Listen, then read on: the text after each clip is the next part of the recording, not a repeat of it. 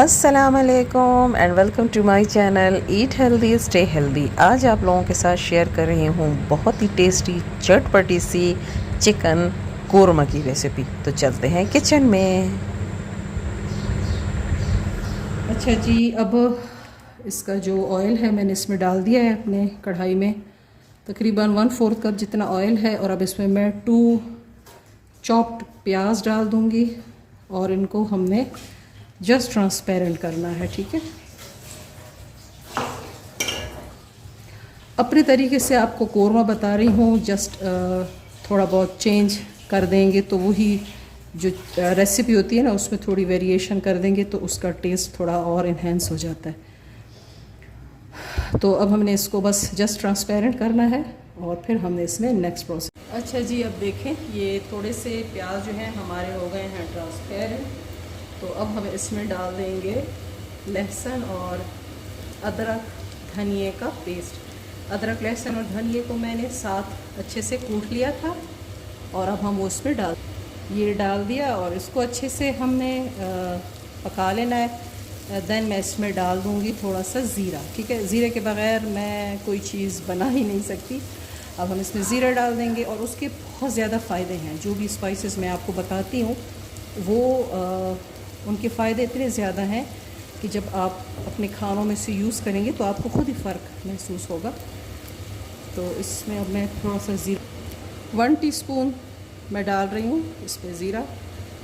और मैं हमेशा जो भी नॉर्मल खाना होता है ना, उसमें वेरिएशंस करके बनाती हूँ। कोई ना कोई इसके साथ मैं तजर्बा करती रहती हूँ। और आप यकीन करें, जो मेरा एक्सपीरियंस होता है ना, वो बहुत ही अच्छा होता है।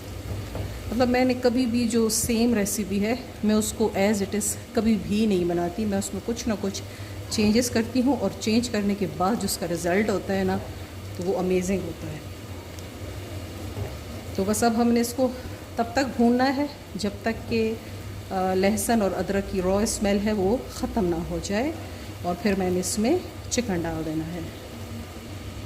अच्छा जी, अब हमारा लहसुन अदरक जो है अच्छे से भुन गया है और अब मैं इसमें डाल दूँगी चिकन मेरे पास तकरीबन 1 किलो है। तो मैंने सारे जो मसाले हैं वो भी 1 किलो के लिहाज से लिए हैं। अगर आपका चिकन ज़्यादा है तो फिर आपने उसी क्वांटिटी से तमाम स्पाइसेस को भी लेना है। मतलब आपने फिर इन तमाम को डबल कर देना है।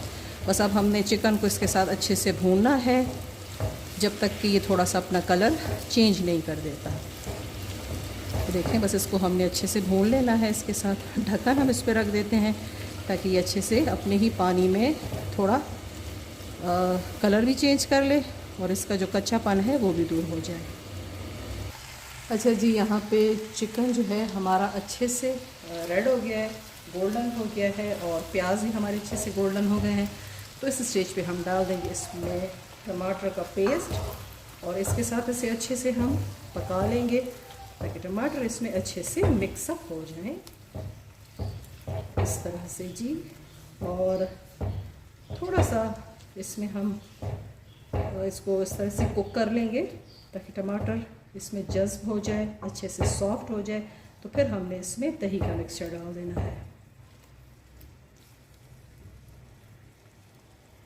अच्छा जी, टमाटर जो हैं इसमें अच्छे से हो गए हैं सॉफ्ट। तो अब हम इसमें डाल देंगे ये दही वाला मिक्सचर। ये डाल देंगे इसमें।